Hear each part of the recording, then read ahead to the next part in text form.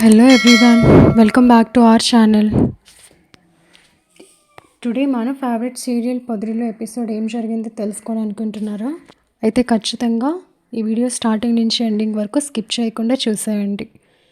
కానీ దానికంటే ముందు ఏం చేయాలో తెలుసు కదా, ప్లీజ్ మన ఛానల్ని సబ్స్క్రైబ్ చేసుకోండి అండ్ ఫాలో కూడా చేయండి. ఎవరైతే సబ్స్క్రైబ్ చేసుకుంటారో వాళ్ళు మాత్రమే మన ఛానల్లో వస్తున్న మరిన్ని ఇంట్రెస్టింగ్ ట్విస్ట్ ఎపిసోడ్స్ ఏంటనేది తెలుసుకోగలరు. Like and share for our support and encouragement కోసం. ఇంకా లాగ్ చేయకుండా ఈరోజు మన సీరియల్ ఎపిసోడ్లోకి వెళ్ళిపోదాం. ఈరోజు ఎపిసోడ్ పొదరిల్లు చూసుకున్నట్లయితే ఫ్యామిలీలో చక్రి, మహా, కేశవ, శైలు, మాధవ, మనీషా పార్క్కి వెళ్తారు. అలా సరదాగా స్పెండ్ చేస్తుంటూ ఉంటారు. సో ఇంకా అక్కడ మాధవ, మనీషా, కేశవ, శైలు వీళ్ళు చాలా చూస్తుంటే అన్యోన్యంగా ఉంటూ ఉంటారు. ఇంకా దూరం నుంచి చూస్తున్న చక్రి కొంచెం బాధపడతాడు. ఇంకా వీళ్ళు ఎంత హ్యాపీగా ఉన్నారు, అది విషయం నాకు సంతోషమే, కానీ మహా కూడా నాతో ఇలా ఉంటే చాలా బాగుండేది అని చెప్పేసి అనుకుంటూ ఉంటాడు. మహా కూడా దూరం నుంచి వాళ్ళని అబ్జర్వ్ చేస్తుంది. మహా కూడా అనుకుంటుంది, పాపం చక్రి గారు వాళ్ళని చూసి నేను తనతో అలా ఉండుంటే బాగుండేదే అని చెప్పి అనుకోవచ్చు, కానీ ఏమీ చేయలేని పరిస్థితి నాది అని చెప్పేసి మనసులో అనుకుంటుంది. ఇంకా వీళ్ళు అలా అనుకుంటున్న సమయంలో మహాకి తన కాలేజ్లో ఒక స్నేహితురాలు ఆ పార్కులో కనిపిస్తుంది. ఇంకా దూరం నుంచి మహాలక్ష్మిని గుర్తుపట్టి మహా ఎలా ఉన్నావే అని చెప్పేసి అడుగుతుంది. నేను బాగానే ఉన్నా సంజన, నువ్వు ఎలా ఉన్నావు అని చెప్పేసి అంటుంది. నేను చాలా బాగున్నాను కానీ అని చెప్పేసి అవుతుంది. ఏమైంది, ఏం జరిగింది అని చెప్పేసి మహా అడుగుతుంది. ఏం లేదే, సారీ, యాక్చువల్లీ నేను నా మ్యారేజ్కి పిలవలేకపోయాను, అంతా అనుకోకుండా హడావిడిగా అయిపోయింది. నీకు తెలుసు కదా, కాలేజ్లో నేను ఒకరిని లవ్ చేశాను, కానీ ఇంట్లో మ్యారేజ్కి ఒప్పుకోలేదు. కాబట్టి ఇంకా మేము ఇద్దరం బయటకు వెళ్ళిపోయి లవ్ మ్యారేజ్ చేసుకున్నాం రిజిస్టర్ ఆఫీస్లో. కానీ తనను ఎంతో నమ్మి నేను బయటకు వచ్చేసాను. కానీ తను కొన్ని రోజులు అయ్యాక నన్ను కేర్ చేయటమే మానేశాడు. తను కాలేజ్లో చూపించిన ప్రేమ ఇప్పుడు లేదే, ప్రతిదానికి అనుమానిస్తున్నాడు. అసలు నాతో భర్తలానే వ్యవహరించడు, చాలా అడ్వాంటేజ్ తీసుకుంటూ ఉంటాడు, ఇంట్లోంచి వచ్చేసాను కదా అన్నట్టు. సో కొంచెం అదే ట్రబుల్లో ఉన్నా, ఇటువైపుగా చిన్న పని పడితే ఇంకా కొంచెం మనశ్శాంతి కోసం కొంతసేపు పార్క్లో స్పెండ్ చేద్దామని వచ్చాను అని చెప్పేసి అంటుంది. ఓ, ఇంత జరిగిందా, మరి కనీసం నాకు చెప్పాల్సింది కదా అని చెప్పేసి మహా అంటుంది. ఏం చెప్తాం మహా, అయినా లైఫ్ ఎప్పుడూ మనం అనుకున్నట్టు ఉండదు. అర్థం చేసుకునే భర్త రావాలంటే ఆడపిల్లకి రాసిపెట్టి ఉండాలి.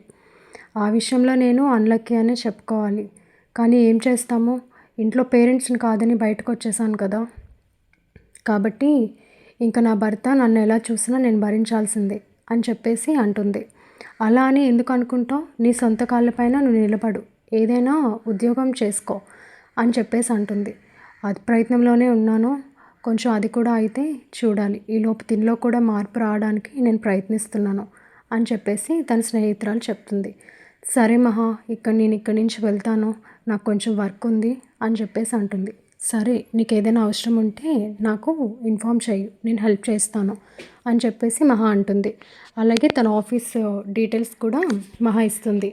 నీకేమైనా జాబ్ చేయాలనిపిస్తే ఒకసారి ఆఫీస్కి వచ్చి మీట్ అవ్వు, నేను మా టీం లీడ్తో మాట్లాడతాను అని చెప్పేసి మహా అంటుంది. చాలా థ్యాంక్స్ మహా, నీ హెల్ప్కి నాకు చాలా సంతోషంగా ఉంది, ఖచ్చితంగా నేను వీలు చూసుకొని వచ్చి నిన్ను కలుస్తాను అని చెప్పేసి అక్కడి నుంచి తన స్నేహితురాలు వెళ్ళిపోతుంది. ఇంకా చక్రి తన స్నేహితురాలతో మహా మాట్లాడడం చూసి, ఓకే, చాలా రోజుల తర్వాత వీళ్ళు కలిసినట్టున్నారు, నేను ఎందుకు మధ్యలో వెళ్ళి డిస్టర్బ్ చేయడంలే అని చెప్పేసి దూరం నుంచి వాళ్ళిద్దరిని అబ్జర్వ్ చేస్తూ ఉంటాడు. ఇంకా తన స్నేహితురాలు అక్కడి నుంచి వెళ్ళిపోతుంది. వెళ్ళిపోయాక మహాలక్ష్మి ఆలోచనలో పడుతుంది. కాలేజ్లో వీళ్ళు చట్టా పట్టాలు వేసుకొని తిరిగేవారు, ఒకరి కోసం ఒకరికి చాలా తెలుసు. అయినా వాడు చాలా ఎక్కువనే లవ్ చేసేవాడు కదా నా ఫ్రెండ్ని, కానీ ఒకటేసారి ఇలా ఎలా మారిపోయాడు, పెళ్ళైతే చేంజ్ అయిపోతారా అని చెప్పేసి ఆలోచనలో పడుతుంది. ఇంక వెంటనే చక్రి వైపు చూస్తుంది మహా. చూసి అలా ఆలోచిస్తే చక్రి గారు చాలా మంచి వ్యక్తి, పెళ్ళైనా కూడా నా విషయంలో ఎప్పుడూ ఏ అడ్వాంటేజ్ తీసుకోలేదు. ఆ మాటకొస్తే నా గురించి ఏం తెలిసినా తెలియకపోయినా నన్ను చాలా అర్థం చేసుకోవడానికి ఎప్పుడూ ప్రయత్నిస్తూ ఉంటారు. కానీ నేనే తనని సూటిపోటి మాటలతో బాధపెడుతూ ఉంటాను.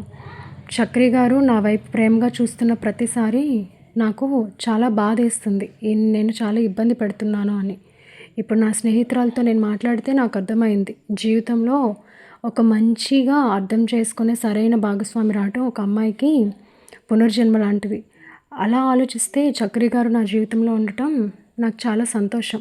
ఆయన ఎప్పుడూ నన్ను బాధ పెట్టలేదు. అలా ఆలోచిస్తే నేను ఇబ్బందిలో ఉన్న ప్రతిసారి తను నాకు సహాయం చేశారు. తను నా ముందుండి నాకు తోడున్నాను అనే ధైర్యాన్ని ఇచ్చారు. ఇలాంటి వ్యక్తిని నేను ఇంకా బాధ పెట్టడం కరెక్ట్ కాదు.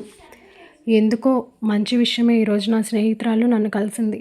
నాకు నేను చక్రి విషయంలో రియలైజ్ అయ్యేలాగా చేసింది. ఇంకా నేను ఆలస్యం చేయడం కరెక్ట్ కాదు. ఇదే మంచి సమయం. చక్రి గారి మనసులో ఏముందో తెలుసుకొని నా ప్రేమ విషయాన్ని నేను బయట పెట్టాలి అని చెప్పేసి మహాలక్ష్మి అనుకుంటుంది. ఇంకా చక్రి గారు మహా వైపు చూస్తూ ఉంటారు. మహా పిలుస్తుంది. చక్రి ఏంటి నన్నేనా అని చెప్పేసి సైగ చేస్తాడు. అవును చక్రి గారు ఒకసారి రండి అని చెప్పేసి అంటుంది. ఇంకా చక్రి సంతోషంలో పరిగెత్తుకుంటూ మహా దగ్గరికి వెళ్తాడు. వెళ్ళాక మహా అడుగుతుంది, ఇప్పుడు మీకు అక్కడ చూస్తున్నారు కదా మా పెద్దిని, మనీషాని అండ్ కేశవాని, శైలుని మీకేమనిపిస్తుంది అని చెప్పేసి అడుగుతుంది.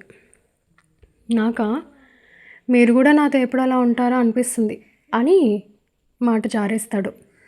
అయ్యయ్యో వేరే ఉద్దేశంలో అనలేదండి, మీరు నన్నేం తప్పుగా అనుకోకండి అని చెప్పేసి అంటే, ఇందులో తప్పేముంది, మీరు నాకు తాళి కట్టిన భర్త కాబట్టి మీరు నన్ను ఎలా అనుకున్నా నాకు సమ్మతమే అని చెప్పేసి అసలు చక్రి ఎక్స్పెక్ట్ చేయలేనట్టుగా మహాలక్ష్మి సమాధానం చెప్తుంది.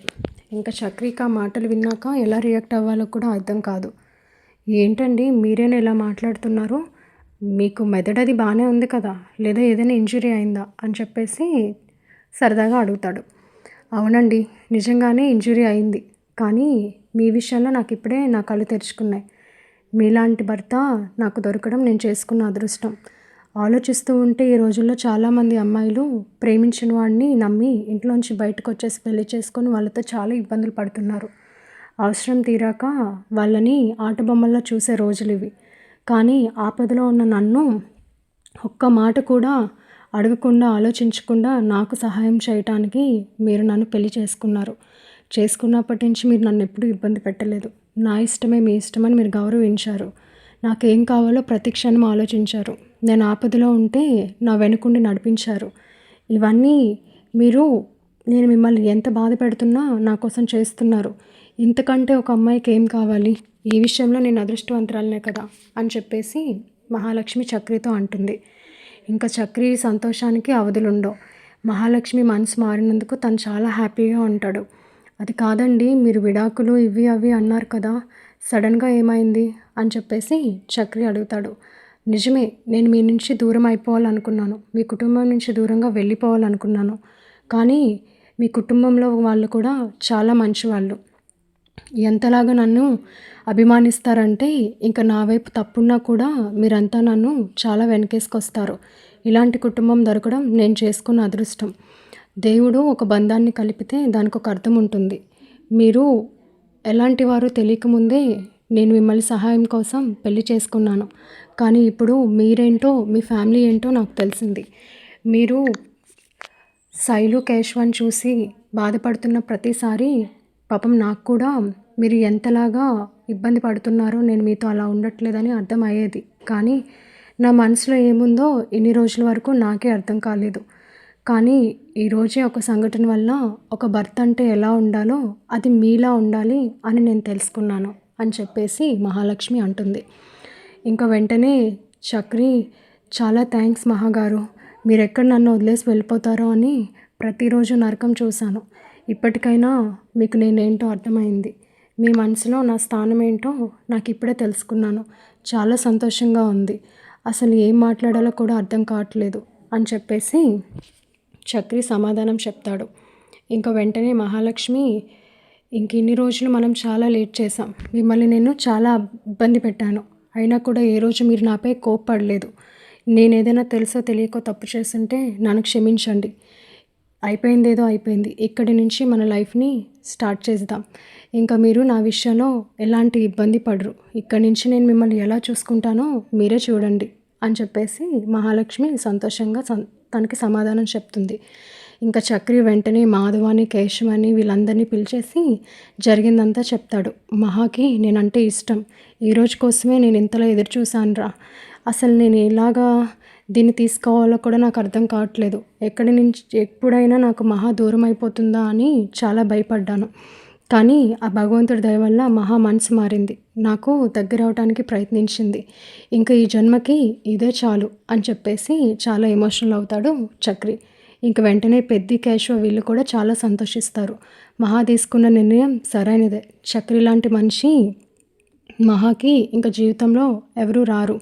కాబట్టి చక్రిని అర్థం చేసుకొని ఇద్దరు కలిసిమెలిసి ఇంకా కొత్త లైఫ్ వైఫ్ అండ్ హస్బెండ్గా స్టార్ట్ చేయాలి అని చెప్పేసి వాళ్ళు వీళ్ళతో చెప్తారు. ఇంకా అలాగా వీళ్ళు పార్క్లో మహా ప్రేమను తెలుసుకున్న చక్రి మంచితనాన్ని, ప్రేమను, అభిమానాన్ని అర్థం చేసుకున్న మహా ఒకటవుతారు. ఇది యాక్చువల్లీ ఈరోజు తెలుసుకున్న మన ఎపిసోడ్. ఇంకా మరిన్ని సరికొత్త విషయాలు మీరు తెలుసుకోవాలనుకుంటే ఖచ్చితంగా మన ఛానల్ని సబ్స్క్రైబ్ చేసుకోండి. ఎవరైతే సబ్స్క్రైబ్ చేసుకుంటారో వాళ్ళు మాత్రమే మన ఛానల్లో వస్తున్న మరిన్ని ఇంట్రెస్టింగ్ ట్విస్ట్ ఎపిసోడ్స్ చూడగలరు. పైన కనిపించిన గంట సింబల్ క్లిక్ చేస్తే మీకు నోటిఫికేషన్స్ వస్తాయి. మేమేమైతే న్యూ ట్విస్ట్స్ పోస్ట్ చేస్తామో మీరు ఈజీగా దాని ద్వారా తెలుసుకొని చూడొచ్చు. కాబట్టి please subscribe our channel and please keep on watching. Don't miss to comment guys. Please like and share for our support and encouragement కోసం. సబ్స్క్రైబ్ మాత్రం తప్పనిసరి చేసుకోండి. Thank you.